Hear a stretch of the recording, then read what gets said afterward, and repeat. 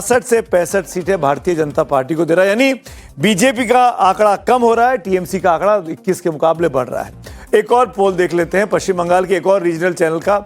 ये दृष्टिभोंगी है, ये 205 सीटें ममता बनर्जी को दे रहे हैं, बीजेपी को 87 सीटें दे रहे हैं, अदर्स के खाते में 5 सीटें हैं, यानी कुछ सीटें बीजेपी की बढ़ी हैं 77 से 10 सीटें, और ममता बनर्जी की करीब 10 सीटों का नुकसान यहां पे दिखाई दे रहा है। अब अगला पोल देख लेते हैं। इसके बाद ये है श्यामल मजूमदार, एक और पत्रकार है, वहां उन्होंने अपना एग्जिट पोल किया है। ये 179 to 202 ये टीएमसी को दे रहे हैं, यहां पर भी 200 के आसपास का आंकड़ा है टीएमसी का।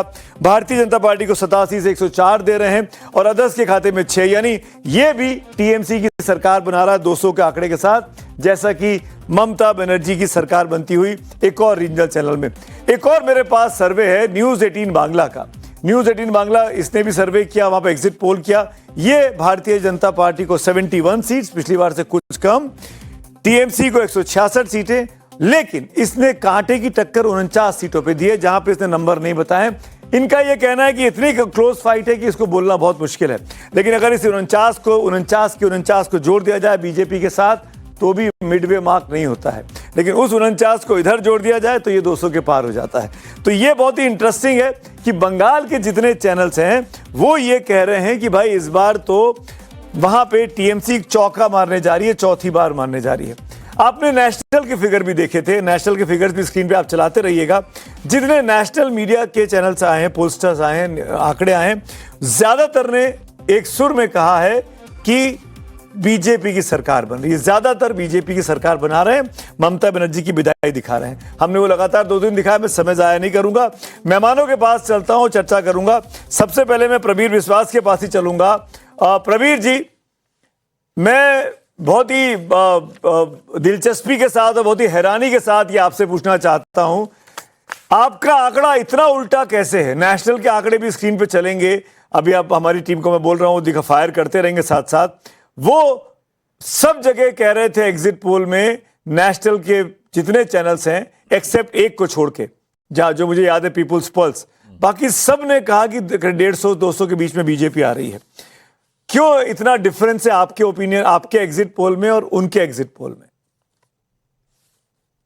सुमित जी, सबसे पहले आपके दर्शकों को मैं नमस्कार बोलता हूँ, फर्स्ट टाइम आपके चैनल का आया है जी सर। ये अपने लिए कोई नई बात नहीं है, लगातार हम लोग 5-6 साल से ये काम कर रहे हैं। हर बार ऐसा होता है कि नेशनल चैनल कुछ और दिखाता है, हम कुछ और दिखाते हैं, और आखिर में देखा जाता है कि हम जो दिखाते हैं वही लगभग सटीक होता है। ये हर बार होता है, ये कोई नई बात नहीं है। नेशनल चैनल का जो काम का तरीका है और हम मेरा जो काम का तरीका प्रवीण बाबू, सॉरी बीच में टोक रहा हूं मैं आपको, मैं वो फिगर भी दिखा दे रहा हूं। आपने कहा ना कि आप हर बार करते हो, आपका सही निकलता है, वो आंकड़े भी मेरे पास मौजूद थे, मेरी टीम ने आपने जैसे ही कहा वो स्क्रीन पे फायर भी हो गए।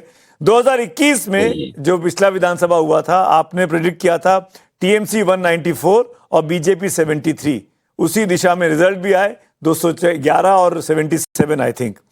आपने 2024 के लोकसभा चुनावों में भी प्रेडिक्ट किया 2 साल पहले, तब आपने टीएमसी को लोकसभा में 27 सीटें दी और बीजेपी को 12 दी, और इसी दिशा में रिजल्ट भी आए, ये भी हमको देखा। मेरे ख्याल से 29 आई थी टीएमसी की और बीजेपी की 12 आई, if I am not wrong.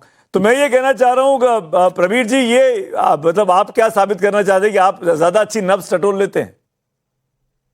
ऐसी बात नहीं है सर, ऐसा है कि जो भी बाहर से सर्वे करने आते हैं उनका तरीका कुछ और होता है, अपना तरीका कुछ और होता है। वो आते हैं, उनका हिंदी यहाँ के लोग, ज्यादातर गांव के लोग समझते ही नहीं है, और वो बहुत ज्यादा गांव में जाते भी नहीं है। वो हाईवे पकड़ के जाते रहते हैं, सर्वे करते रहते हैं, 2-3 दिन 4 दिन 5 दिन रहते हैं, फिर निकल जाते हैं। अपना तो काम, इलेक्शन खत्म होगा, 4 तारीख को रिजल्ट आ जाएगा, 5 तारीख से अपना काम चालू हो जाएगा इलेक्शन के लिए। हम साल भर काम करते रहते। तो मैं मुझे चलिए आपके सर्वे की बात में, आपकी इस बात में तर्क है प्रवीर बाबू की, हो सकता है लैंग्वेज के इशू होते होंगे, जो लोग दिल्ली से जाके वहां सर्वे करते हैं, मैं समझ सकता हूं इस बात को, लेकिन एक सवाल का जवाब दीजिए। एक वजह जिस वजह से ममता बनर्जी को जीतना चाहिए चुनाव, एक बड़ा काम जो उन्होंने किया बीते 15 सालों में या इस 5 साल के टेन्योर में? देखिए, ममता बनर्जी का जो पॉलिटिक्स है वो है वेलफेयरिज्म। वो मतलब एकदम जो गांव देहात के लोग, गरीब लोग हैं, उनके पास पैसा पहुंचाते रहे, उनको एम्पावर्ड किए। और बीजेपी का रवैया देखिए, वो जितने हो सके लोगों से पैसा खींच रहे हैं, चाहे शहरी हो चाहे गांव के हो, वो टैक्स के जरिए, टोल टैक्स के जरिए, कुछ भी, वो खाली पैसा खींचते रहते हैं। लेकिन वो आज तक बंगाल में आज तक ऐसा कोई प्रोजेक्ट नहीं किया कि बंगाल के लोग टैक्स तो भरे हैं, लेकिन बदले में बंगाल के लोगों को कुछ नहीं मिला बीजेपी की तरफ से। ये भी नहीं तो एक बहुत केंद्र बड़ी की बात है स्कीमों को तो इसमें। दीदी ने लागू ही नहीं किया।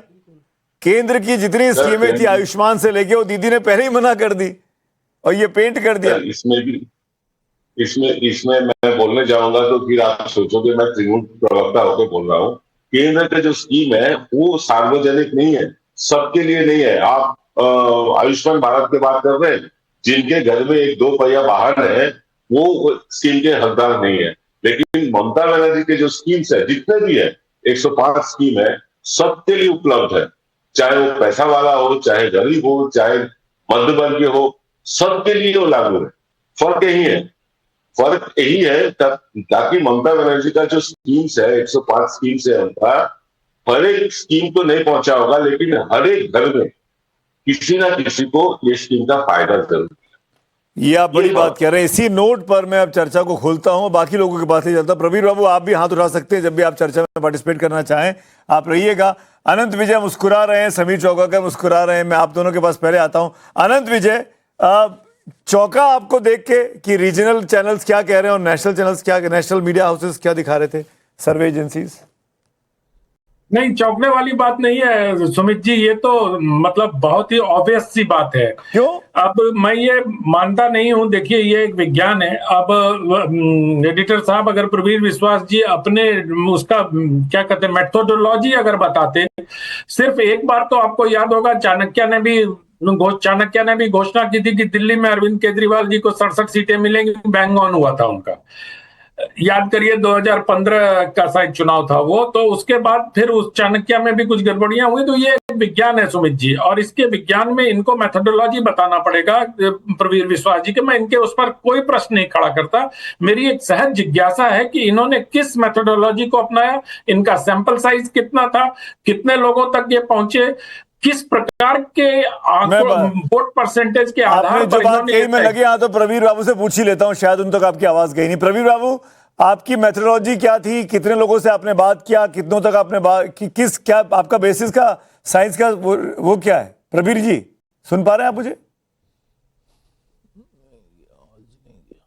प्रवीर विश्वास, ऑडियो कनेक्ट करने की कोशिश करिए। प्रवीर जी से सवाल इंपॉर्टेंट लेना है मुझे, और सर्वे के बारे में डिटेल जानने की कोशिश अनंत विजय ने की है। लेकिन अनंत जी मुझे बताइए, चलिए ये तो हम बात कर लेंगे जब प्रवीर जी जुड़ेंगे। ममता दीदी के पास देने के लिए था, क्योंकि वो सत्ता में थी। भारतीय जनता पार्टी सत्ता में नहीं थी, वो चैलेंजर थी यहाँ पे। ये बिहार का चुनाव नहीं था, ये कि हम सत्ता में और हम इकट्ठे 10,000 रुपए ट्रांसफर कर देंगे। ये कैसे? ये तो क्या ममता को इसीलिए एज है यहाँ पे? क्या हो सकती है एज? मतलब देखिए, मुझे तो लगता है कि इस बार सुमित जी बीजेपी को एज है, क्योंकि ममता बनर्जी का जो बॉडी लैंग्वेज है या ममता बनर्जी के जो क्रियाकलाप पिछले 10 दिनों में हम लोगों ने देखे हैं, बात बात पर गुस्सा आ जाना, बात बात पर 4 घंटे जाके वहां बैठ जाना कि जो पोस्टल बैलेट में कुछ गड़बड़ियां की जा रही हैं, फिर ये कहना कि ये मेरे लिए जिंदगी और मौत का सवाल है। इस प्रकार के वक्तव्य ममता जी अपने राजनीतिक जीवन में बहुत कम बार देती हुई दिखी हैं। अगर आप उनको, मैं तो 11 से फॉलो कर रहा हूं, आप तो पहले पार्लियामेंट में जब थी तब भी उनको फॉलो कर रहे होंगे सुमित जी। तो ममता बनर्जी का मुझे जो इस बार बॉडी लैंग्वेज लग रहा है, वो थोड़ी सी मुझे लगता है कि या तो घबराई हुई है, बौखलाना शब्द थोड़ा ज्यादा कठोर होगा इसलिए मैं यूज नहीं करता उसको, वो थोड़ी घबराई हुई सी लग रही है। इस कारण से मुझे लगता है कि बीजेपी ने उनको ठीक ठाक चैलेंज दिया है। क्या ममता बनर्जी परेशान है? चित्रता, आपने कैसे रीड किया? एक महिला को रीड करने में ज्यादा बेहतर समझ पाएगी। मैं और अनंत विजय से बाहर हो जाते हैं। चित्रता, आरती, ये सवाल आप दोनों के लिए बारी बारी से। क्या ममता दीदी इन दिनों में चुनाव के बाद परेशान दिखी क्या आपको? देखिए सुमित, ममता बनर्जी का बॉडी लैंग्वेज समझने से पहले ममता बनर्जी को समझना बहुत जरूरी है।